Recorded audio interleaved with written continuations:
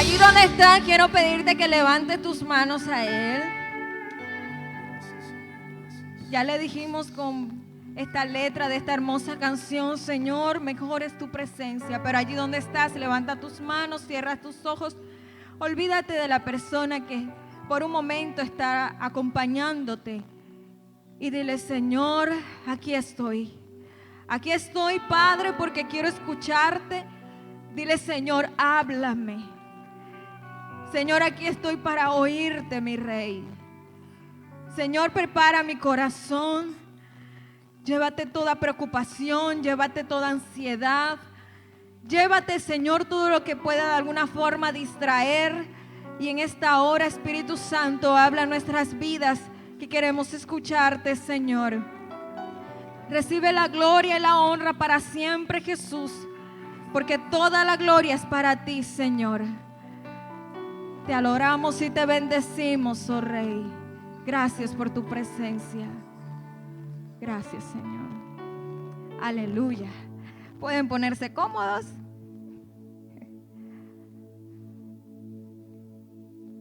Que el Señor les siga bendiciendo, iglesia.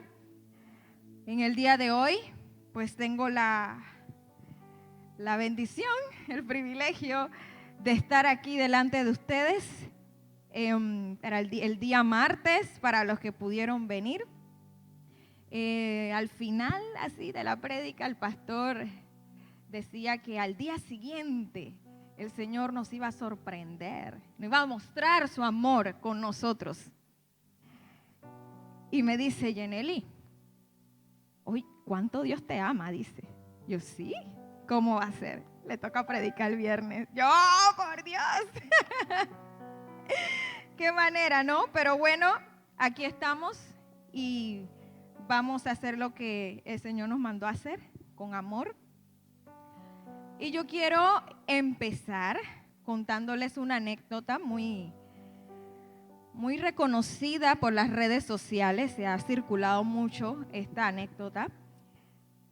Se habla de un niño, él estando en la escuela, el maestro le dio una nota y le dijo, dale esa nota a tu mamá.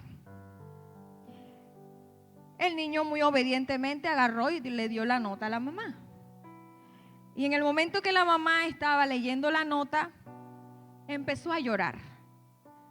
Y las lágrimas corrían. Y el niño le decía, mamá, ¿qué dice la nota?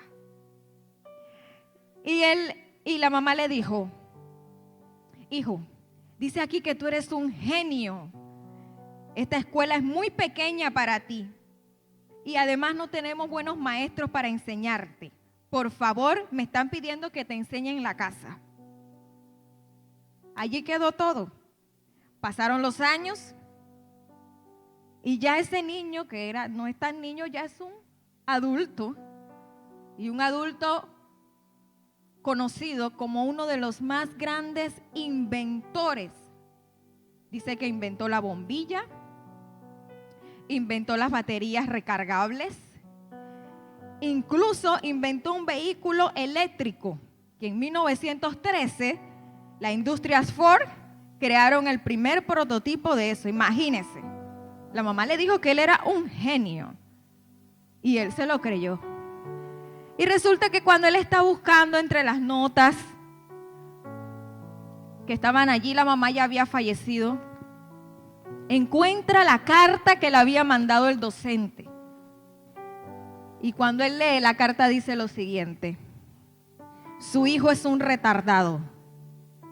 No podemos enseñarle más en la escuela, por lo que le recomendamos que le enseñe usted en la casa.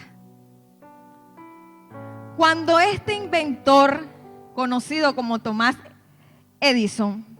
Alva Edison, un estadounidense, leyó esa parte real de la carta, se escribió lo siguiente de él en un diario: Thomas Alva Edison fue un niño mentalmente enfermo, pero por una madre heroica se convirtió en el genio del siglo. En lugar de leer lo que realmente decía la carta, y habiendo podido sentir la mamá menos a su hijo, ella le inyectó seguridad y certeza. Le hizo creer que era un genio y él se lo creyó tanto que creció y murió siéndolo, y hasta el día de hoy vemos lo que se pudo hacer. Es asombroso el poder que tiene las palabras sobre los hijos. Es muy importante que recordemos siempre el poder que tienen las palabras. Y hoy yo quiero decirte que Dios tiene una palabra para ti. ¿Cuántos dicen amén? Él, como buen padre, nos tiene una palabra de amor y de esperanza. Y es lo que le ponemos como título a esta enseñanza en el día de hoy. A ver si la pueden poner para que todos los tengamos ahí presente. Ciertamente, Dios está contigo. Ciertamente, Dios está contigo. Yo quiero que vayamos al libro de Jueces, capítulo 6. Allí todos sentaditos, vamos a abrir nuestras Biblias y vamos a ver el libro de Jueces, capítulo 6.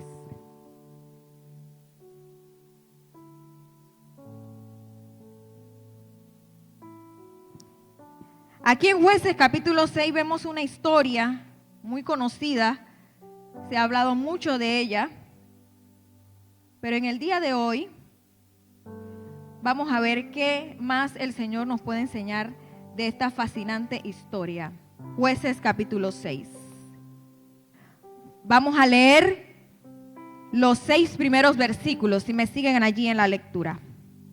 Tengo una versión, Biblia de las hispanoamericanas, pero ustedes me siguen. Dice: los israelitas hicieron lo que desagrada al Señor, y el Señor los sometió durante 7 años al dominio de Madián, que oprimió duramente a Israel. Para librarse de Madián, los israelitas se refugiaron en las hendiduras de las montañas, en las cuevas y en las cumbres escarpadas. Sembraba Israel, pero venía Madián con Amalec, y los hijos de Oriente atacaban a Israel. Acampaban en sus tierras y arrasaban las cosechas de la región hasta cerca de Gaza. No dejaban ser vivo en Israel, ni ovejas, ni bueyes, ni asnos, porque venían numerosos como plaga de langostas, con sus rebaños y sus tiendas y sus camellos, que eran innumerables. Invadían el país y lo saqueaban, quedando Israel reducido a una gran miseria por causa de Madián. Aquí vemos en estos primeros escritos que Israel estaba pasando por una etapa, una situación desagradable. Primero dice que ellos le habían vuelto a hacer lo malo delante de los ojos de Dios. En pasajes anteriores, cuando se decía que ellos hacían lo malo ante los ojos de Dios, vemos que ellos clamaban al Señor, se arrepentían y el Señor mandaba un libertador. Pero aquí dice que pasaron 7 años en esa condición, escondiéndose con temor. Yo quiero que tratemos de usar un poco la imaginación. Imaginémonos esa escena donde por 7 años ellos vivían en las cuevas. Por 7 años, dice que, donde dicen cumbres escarpadas, dice que se refiere a montañas o lugares muy peligrosos e intransitables. Allí ellos se escondían porque el temor le estaba invadiendo. Venían, imagínense, el segundo año estaban sembrando con la incertidumbre de qué pasaría. Y al rato venían los madianitas y se llevaban todo lo que ellos habían sembrado con esfuerzo y sacrificio. 7 años en esa condición. Dice que venían como numerosas plagas de langosta y sus camellos eran innumerables. yo quiero que recordemos que ese ambiente que estaba viviendo Israel era el tiempo donde la Biblia dice que era un tiempo en que no había rey en Israel y cada uno hacía lo que le venía en gana. Era el tiempo donde se levantó una generación que no conocía a Dios ni la obra que Él había hecho por Israel. Yo creo que nos traslademos a esa escena. Una temporada donde ellos escucharon del Dios que hizo milagros, el Dios que los sacó de la tierra de Egipto, pero ellos estaban viviendo en una completa situación de dolor. Puedo imaginarme las familias, los niños, dentro de las peleas por sus tierras, seguramente hubieron muertes. Y la situación era muy triste en Israel. Tenían miedo, tenían temor. Llega un momento en nuestras vidas que nosotros tenemos que cansarnos de vivir como estamos viviendo. Ellos esperaron 7 años. ¿Qué le costaba desde el primer año clamar a Dios si nada más estaban a una oración de que el Señor hiciera algo diferente? ¿Por qué se acostumbraron a vivir así? Ahora, para entender por qué ellos estaban en cuevas, por qué ellos se estaban escondiendo, quiero que hablemos un poquito de cómo es el miedo y qué pasa en nuestro cerebro cuando nosotros sentimos miedo. Pero antes de eso, porque realmente quería estar un poco más cerca, yo quisiera saber aquí, que me levanten las manos, ¿quiénes alguna vez han sentido miedo o temor? Creo que todos, dígame para ver quién no, para ver, wow, digo, todos. Ahora, de lo que levantaron las manos, que han sentido miedo y temor, ¿qué sientes tú cuando tienes miedo? ¿Qué siente usted cuando tiene miedo? Angustia, me siento desesperada. Desesperación. Hermana, usted cuando ha sentido miedo, ¿qué siente? Desequilibrada. Desequilibrada. ¿Alguna situación en su cuerpo sienten cuando tienen miedo? ¿Qué les pasa? ¿Qué sienten cuando tienen miedo en sus cuerpos? ¿Qué sienten? Dice la hermana que el corazón se le quiere salir. Ahora, yo quiero explicarle qué pasa en nuestro cerebro cuando tenemos miedo. Dios no se equivoca en las cosas que hace ni en las creaciones, ni cómo nos creó. Dice que el miedo es una sensación que los expertos dicen que nos ayuda a sobrevivir.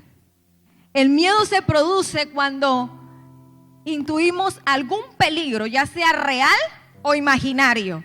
O sea, tenemos miedo a algo que puede ser real o puede ser algo que nos estamos imaginando que ni por allí. O puede ser miedo a algo que está pasando ahorita mismo o algo que ni aún ha pasado. O sea, miedo al futuro, miedo a lo que vendrá, miedo a lo que pasará después. Bien, dice, el miedo nos ayuda a evitar el peligro cuando sea posible y desarrollar una respuesta cuando el peligro está cerca y así poder afrontarlo. Eso le conocen como la famosa reacción, lucha o huida, que yo les pedí a los muchachos que lo escribieran en inglés, que lo tienen ahí en inglés y en español. ¿Dónde está la hermana Carla? Estaba aquí cerquita, se fue. Yo no sé mucho pronunciarlo, pero ahí creo que dice fight or fly. Pelea o vuela. Cuando nosotros sentimos miedo, automáticamente se genera una reacción. O peleo o salgo corriendo. Mire, nosotros tenemos 2 opciones de cómo reaccionar ante el temor y ante el miedo. Dice que no solamente los seres humanos sienten miedo, todos los animales. Esto se trata de una herramienta de adaptación. ¿Quiénes han visto National Geographic por aquí? Y ven todas esas escenas cuando los animales... ellos de alguna manera sienten miedo. Yo a veces pienso que los perritos de aquí de Colón no sienten eso, porque ellos se les tiran a uno y como que no quieren vivir. Yo no sé qué les pasa. Se le meten a uno los perritos y yo digo, ellos no sienten temor. El miedo dice que nace en el cerebro, en una área de nuestro cerebro que se llama la amígdala. Hermana, que usted me está hablando. Todos tenemos esa parte de nuestro cerebro que se llama amígdala cerebral. Ella se dedica a analizar, ella analiza el impacto emocional que tiene el estímulo o la situación que estamos viviendo.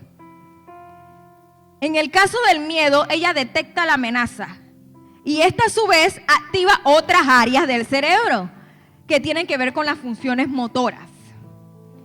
Pero mire también lo que hace.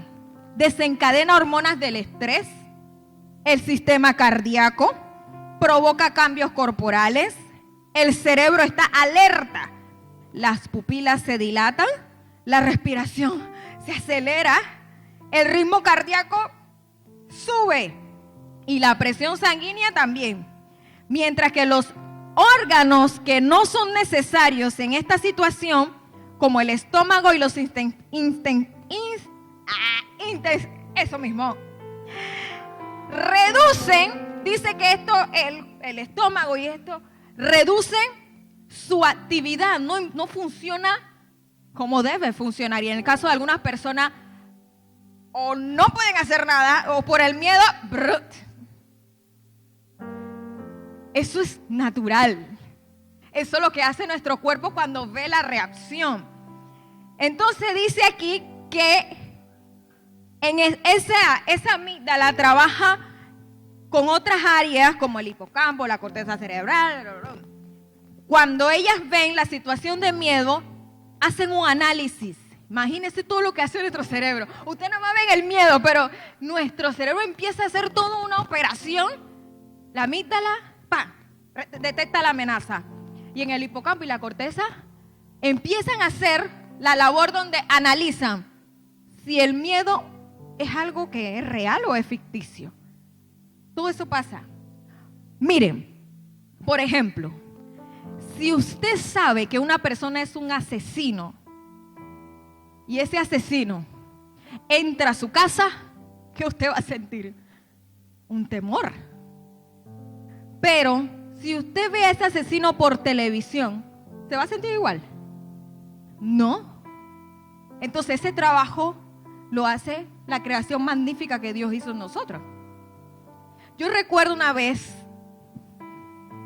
hace no muchos años, cuando salió el BlackBerry. ¿Cuántos recuerdan el BlackBerry? A mí me habían regalado un BlackBerry con mucho amor, ay, gloria a Dios. Me regalaron un BlackBerry. Yo estaba en la parada de Puerto Escondido y estaba mandando una tarea. Ahí más o menos se usaba el internet, no quedaba tan perfecto como ahora, pero ahí hacíamos algo, mandábamos por correo. Y yo estaba tratando de mandar por correo una tarea y estoy allí, cuando de pronto viene un muchacho por la parte de atrás, era de día, imagínense, y me arranca el celular. ¿Qué ustedes creen que hice? ¿Qué ustedes creen que el miedo me hizo hacer? ¿Huir o pelear? Yo me puse a corretear al maleante.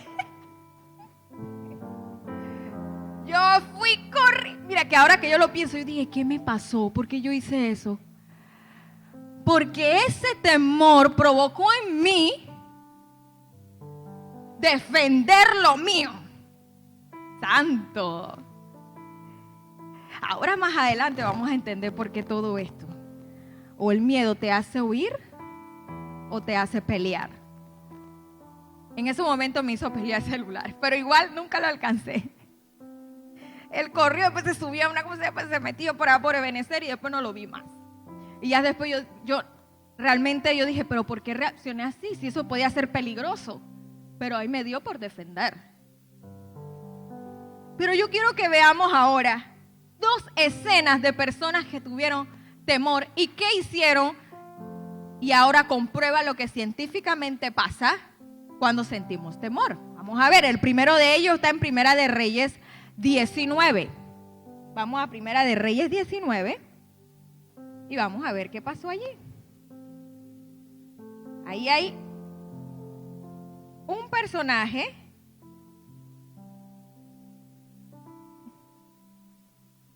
que sintió esta sensación de temor.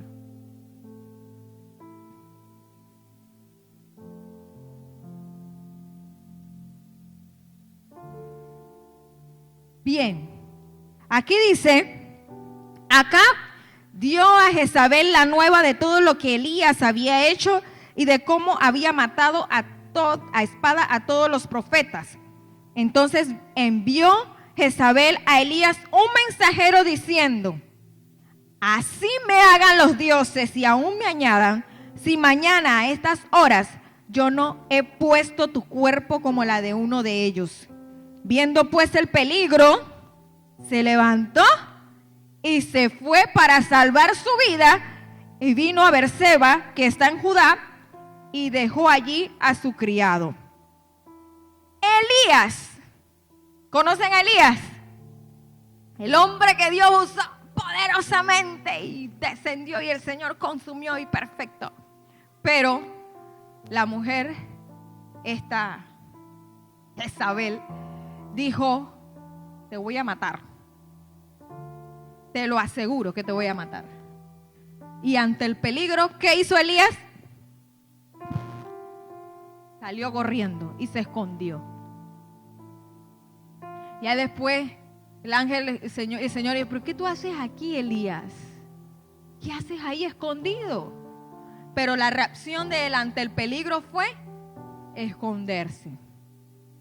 Pero vamos a ver otra escena, 1 Samuel 17, 10 al 11. 1 Samuel 17, 10 al 11. Aquí vemos cuando el filisteo amenazaba constantemente al pueblo de Israel. Y dice, y añadió el filisteo, hoy yo he desafiado al campamento de Israel. Dame un hombre que pelee conmigo. Oyendo Saúl y todo Israel estas palabras del filisteo, se turbaron y tuvieron ¿qué? ¿Qué tuvieron? Gran miedo, imagínense, ¿verdad? Tenían miedo.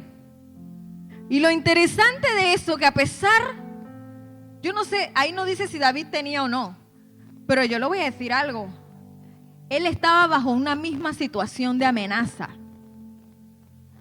Quizás no es casualidad que ese filisteo que amenazaba constantemente y desafiaba al pueblo de Israel, él lo estaba haciendo primero aquí. Porque le dije a un principio que el miedo, ¿dónde nace? En la mente. ¿Tú quieres meterle miedo a alguien? Aunque tú tengas miedo. Ahí me decían de que si tú vas a pelear, bueno, yo no he peleado. Pero decían, si tú vas a pelear, tú párate, aunque tú tengas miedo, pero tú haz tu papel de que tú no te vas a dejar. ¿Algunas mamás le daban ese consejo sabio a sus hijas, a sus hijos? No tenga, demuéstrale que tú no tienes miedo. Eso es lo que decía, ¿no? Demuéstrale que tú no tienes miedo, aunque lo tengas, pero este filisteo lo que hacía era que constantemente los atacaba aquí, los bombardeaba. Y ese ataque hizo que el pueblo ya tuviera gran miedo. Pero David hizo la diferencia en esa escena. Porque David sabía que la batalla no era de él, era del Señor. Y que Dios le daría la victoria. Y eso era lo que estaba pasando. Esa era la escena que estaba viviendo el pueblo de Israel. Ellos quedaban sin comida. Dice que los madianitas eran como primo hermanos de Israel, ya que ellos provenían de la segunda mujer de Abraham, la madre de Ismael. De esa relación surgió una nación que siempre estuvo en conflicto con Israel, que son los madianitas.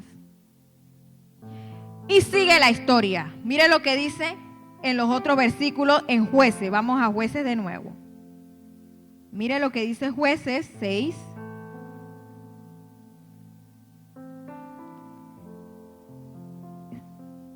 Vamos a leer el 6. De este modo, empobrecía a Israel en gran manera por causa de Madián.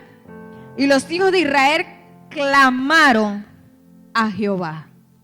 Ahora sí clamaron.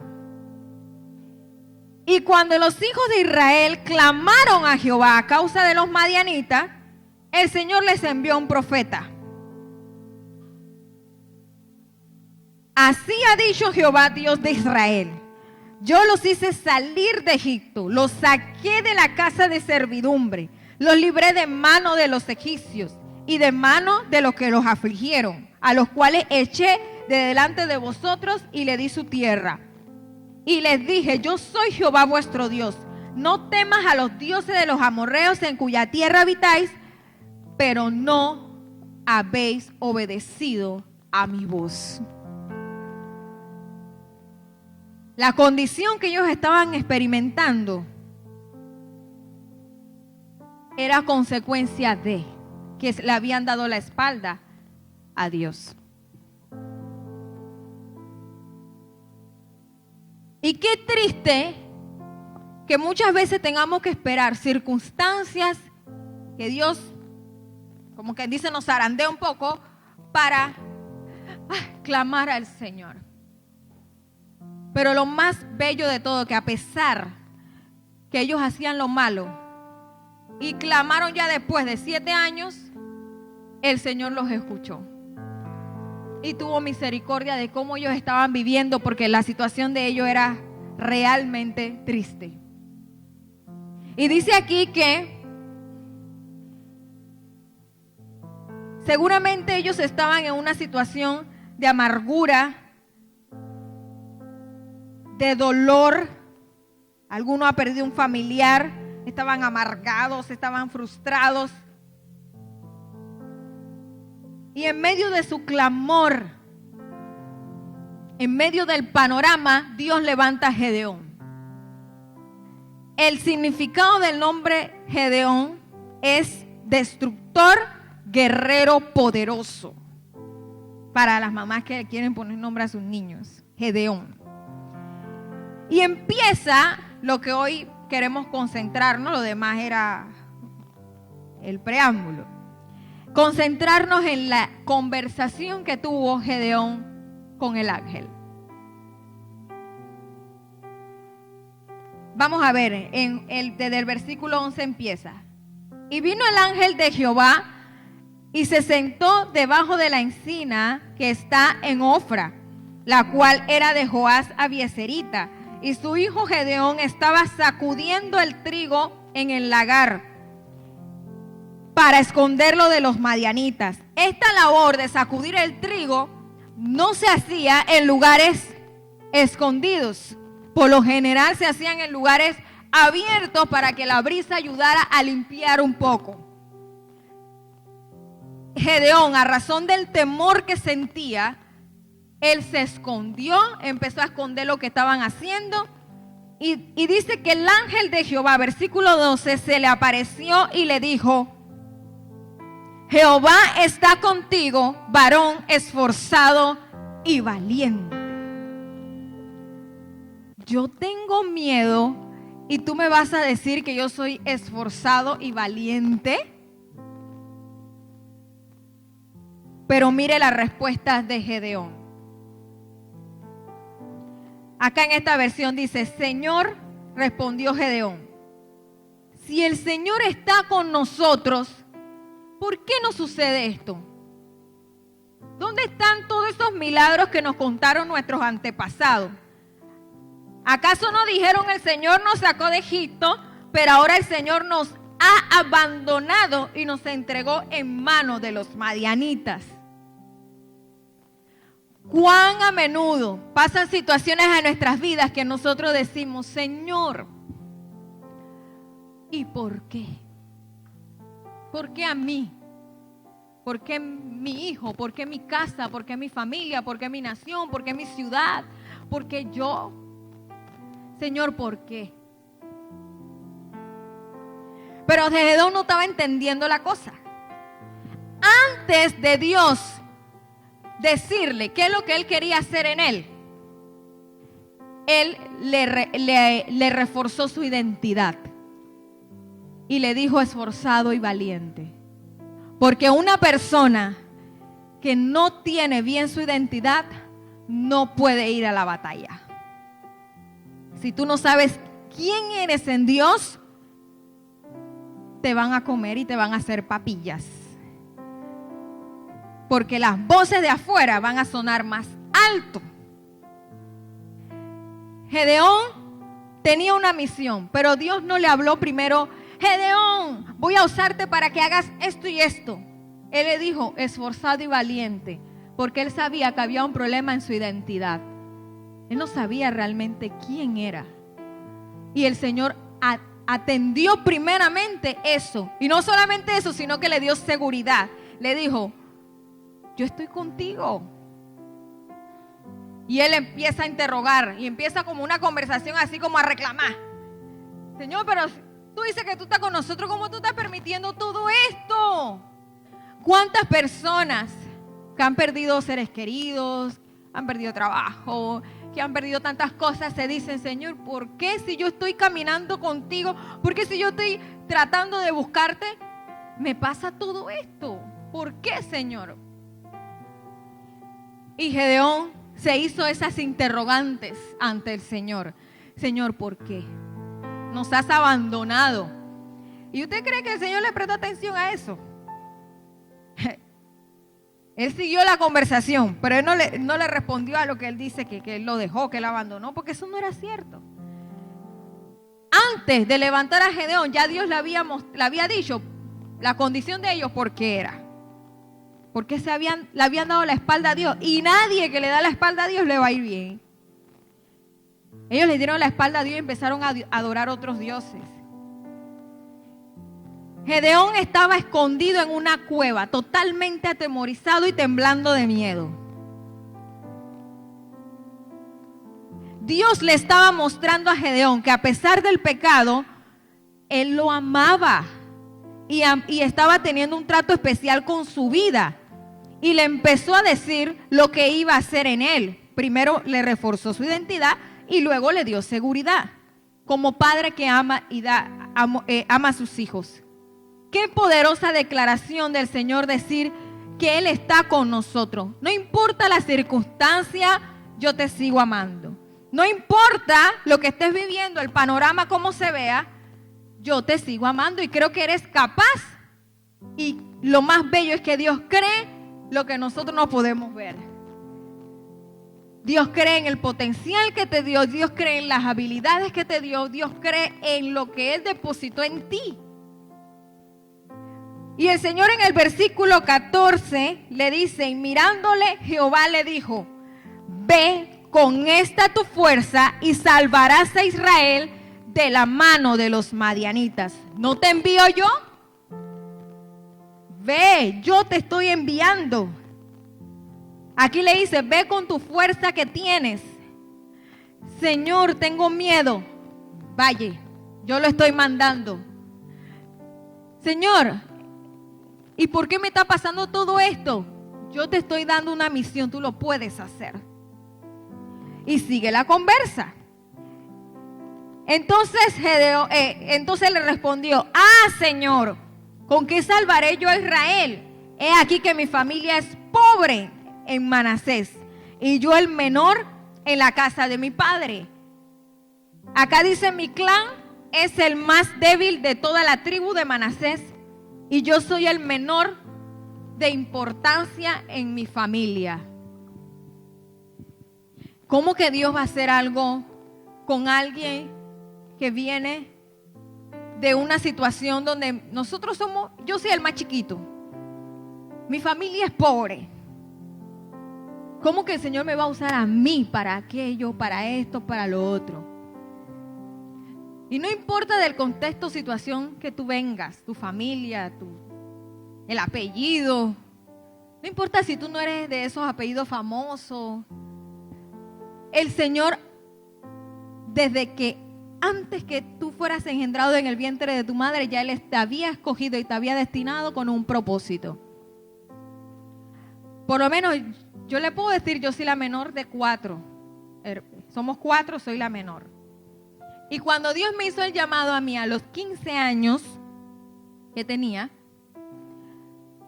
siendo la menor, yo sabía que era Dios que me estaba hablando y me estaba diciendo, pero yo siempre le decía, Señor, salva a mi mamá, a mi papá. A mí espera un tantico, que yo quiero disfrutar un poquito la juventud. Todavía, Señor, ahora mismo no. Y el Señor me hizo el llamado a la edad de los 15 años, siendo la menor de toda la familia. Y antes vivíamos en calle 4, Amador.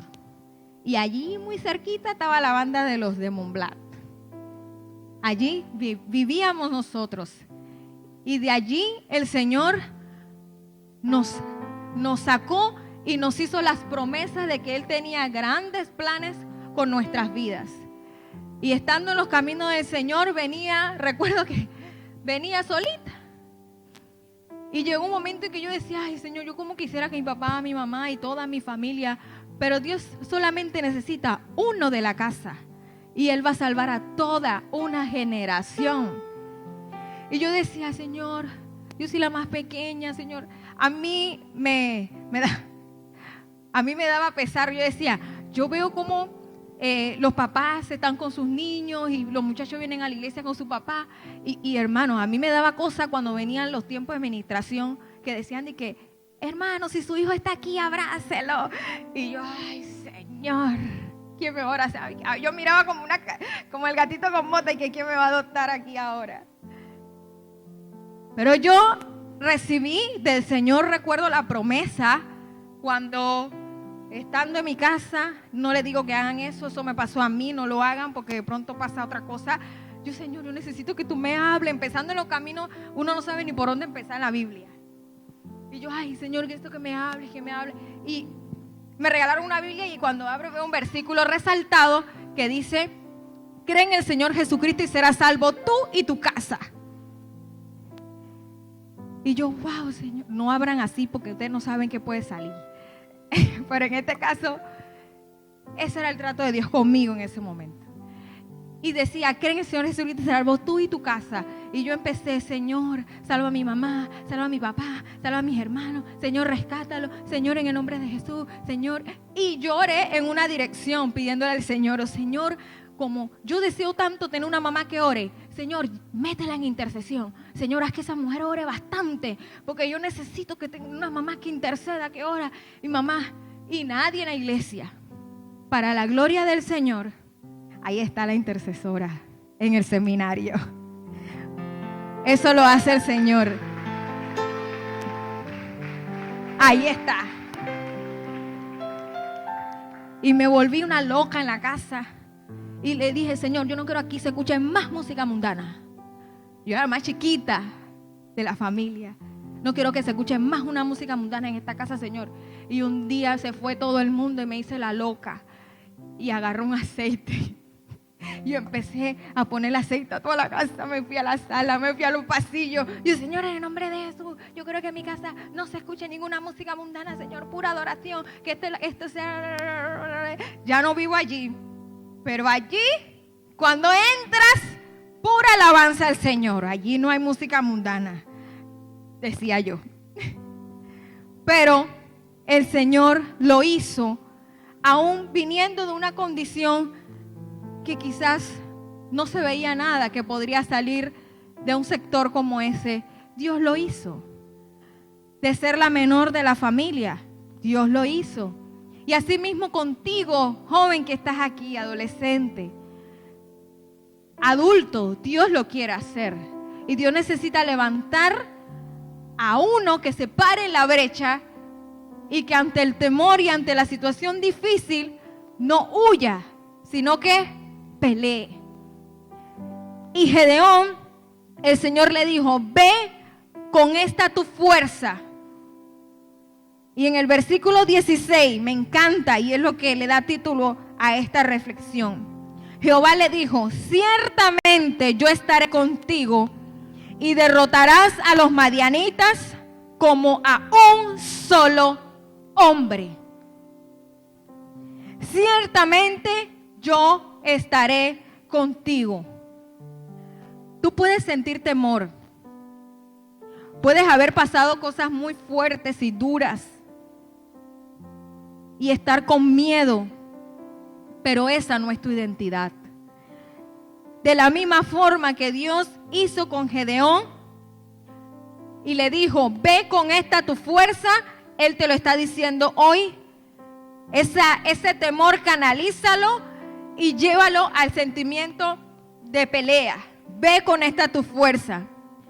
Señor, tengo miedo, yo estoy contigo. Señor, no sé hablar, yo estoy contigo. Señor, no tengo ni para comer, yo estoy contigo. Señor, me dejaron, me abandonaron, yo estoy contigo, no estás solo. Y el Señor le dio algo a Gedeón para finalizar esa escena, que Él lo transformó por completo y que hasta el día de hoy dice que eso ha quedado como señal. Dice en el versículo, en uno de los últimos de ese capítulo, dice el 24. El 24 dice: y edificó allí Gedeón altar a Jehová y lo llamó Jehová Shalom, el cual permanece hasta hoy en Ofra de los abiezeritas. Dios le dio paz. Cuando tú sientes temor, angustia, desesperanza, no sé qué va a pasar, la situación está fea, está complicado, Señor, no sé qué. Y el miedo, como lo decíamos, miedo al presente y miedo a lo que esté en el futuro, nos hace sentir muy fuerte. Yo una vez tuve una sensación, creo que yo nunca había tenido una sensación de temor tan fuerte como en ese momento. Estando en el hospital, pasando por un proceso bien difícil, yo sentí tanto miedo, pero tanto miedo, que yo pensé que mi corazón se iba para ahí. Como decía la hermana, el corazón empezó a latir rápido. Yo, ay, tengo miedo, ¿qué va a pasar? ¿Qué me van a hacer? Yo tenía tanto temor. Y me puse a cantar, porque ya no sabía ni qué hacer. Y me puse a cantar una canción que dice: Él es mi paz. Y me puse a cantar: Él es mi paz, ha quebrado todas mis cadenas. Y tenía miedo y la voz salía temblorosa y decía: Él es mi paz. Y yo decía: Él es mi paz. Y seguía, y había una persona que me estaba acompañando en la sala. Y yo vengo: he hecho toda mi ansiedad sobre Él. ¿Me quieres acompañar? Pues Él cuida. Dígalo fuerte: Él es mi paz.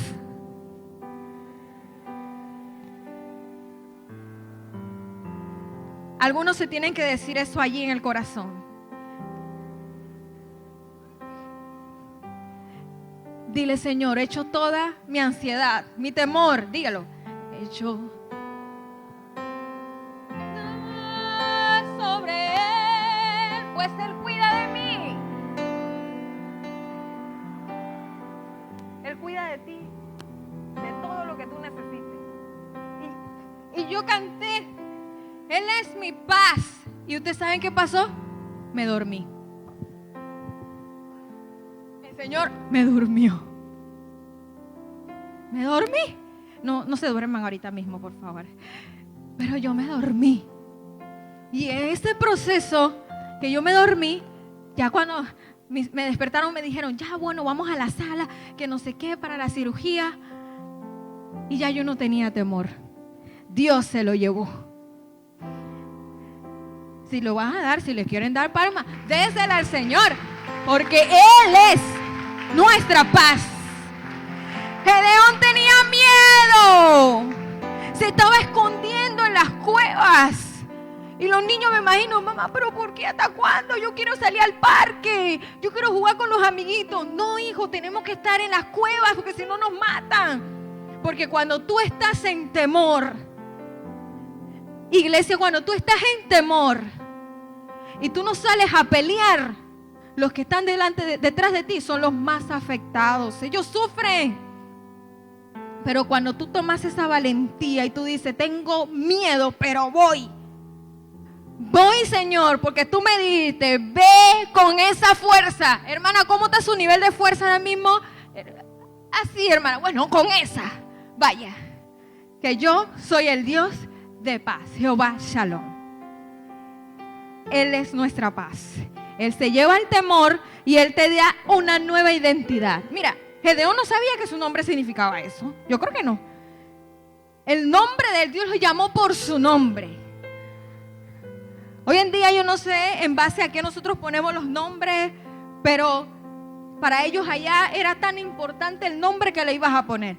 Yo que trabajo en una escuela, hermanos, ¿cómo se llama la niña? Suyiridicel. Dios mío. No, hermana, hay que hacer la combinación del nombre del papá con el nombre de la mamá. Y era una cosa, un enredo. Pero cuando Dios te marca, te pone uno. Hermana, yo me llamo Jennifer. ¿Quién es Jennifer aquí? ¿Alguna Jennifer? No hay ninguna. Hermana, yo me llamo Jennifer. Eso no significa nada. No, es que ese no es el asunto. Tu mamá te lo puso amor y ya ni sabía. Pero Dios te dio un nombre. Dios te dio una identidad. ¿Y sabes cuál es? Eres hijo de Dios. Y el hermano lo decía ellos somos sus hijos, somos sus hijos. Tú eres hijo de Dios. Cuando uno tiene miedo, pero uno está cerca de su papá, uno se siente bien, poderoso. Estoy con mi papá. No tengo miedo, yo tengo miedo, pero yo estoy con mi papá. ¿Cuántos aquí pueden reconocer? Yo tengo miedo, hermana, pero ciertamente Dios está conmigo. Tengo miedo, pero Dios está conmigo. Él es tu paz. Hermana, no tengo fuerza. Ves con esa, vaya con esa fuerza que tiene. Hermana, no sé qué hacer, tengo temor, tengo miedo. Dios lo va a hacer. El salmista una vez dijo en el Salmo 34:4, le pedí a Dios que me ayudara y su respuesta fue positiva. Me libró del miedo que tenía. En la otra versión dice, busqué a Jehová y Él me oyó y me libró de algunos, de todos mis temores. Eso es lo que Dios quiere hacer esta noche. Decirte que tiene planes, tiene propósito, tu identidad. Tú eres hijo de Dios. El Señor te sacó de allí donde tú estás, en esa casa, para levantarte y hacer algo. Hermana, ¿Dios va a hacerlo conmigo? Sí, lo va a hacer. Tú ves alrededor, pero no tienes idea de lo que Dios quiere hacer. Mi identidad y tu identidad está en Dios. Él es nuestro Padre y Él nos ama a pesar de todo, de toda circunstancia. Él nos ama. ¿Será como para qué? El que estaba dormido se despertará. Dios nos ama. Y yo quiero saber quiénes pueden hoy decir, Señor, yo voy a correr aquí a tu altar porque yo creo en ti. Quiero terminar como empecé. Esa mamá le leyó una carta a su hijo. Y eso no decía eso. Yo no sé si esa historia es verdad o mentira, pero tiene mucha enseñanza. Ella le leyó todo lo contrario. Ella le dijo, eres un genio. Todos cuando recibimos palabras que nos duelen, que nos ofenden o que nos sentimos menos, actuamos así. Porque la Biblia dice que tal cual es su pensamiento, así es esa persona. Entonces, si tu mente tienes una mentalidad de yo no puedo, no tengo los recursos, soy incapaz, ¿así vas a seguir? Pero la mamá le leyó, él es un genio, hijo. Y realmente se lo creyó. ¿Cuánto más no nos podemos creer nosotros que Dios nos diga que nosotros somos hijos suyos? Y yo conozco un padre que ama de verdad. Y la persona que está aquí adelante no le está hablando porque tenga su identidad en la perfección. Como psicóloga, tienes que tener tu identidad completamente clara. Dios me trajo a mí y yo tenía una identidad totalmente en el piso. En el mismo piso. Yo no sabía quién yo era. Y cuando me decían, Dios va a hacer cosas grandes, yo, ¿conmigo? No creo. Todavía no he visto quizás todo lo que Dios quiere hacer. Pero sé que Él va a cumplir su promesa. Eso es todo lo que yo sé. Lo demás, yo descanso en Él.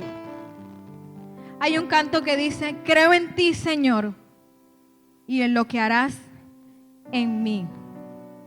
Creo en ti, Señor, y en lo que harás en mí.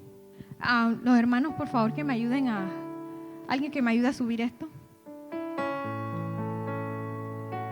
Y yo quiero ver cuántos hoy dicen, hermana, yo voy a correr al altar y voy a decirle, Señor, yo creo en ti. Tú eres mi paz. Tú lo que prometiste vas a cumplirlo. Y aunque yo tenga miedo y mi reacción quiere ser huida, yo voy a levantar mis manos y tú te vas a llevar el temor, la angustia, la tristeza, el dolor. Te lo vas a llevar y vas a hacer cosas nuevas. Ven aquí al altar del Señor, levanta tus manos, todos. Vamos a venir aquí adelante y vamos a levantar nuestras manos a Dios.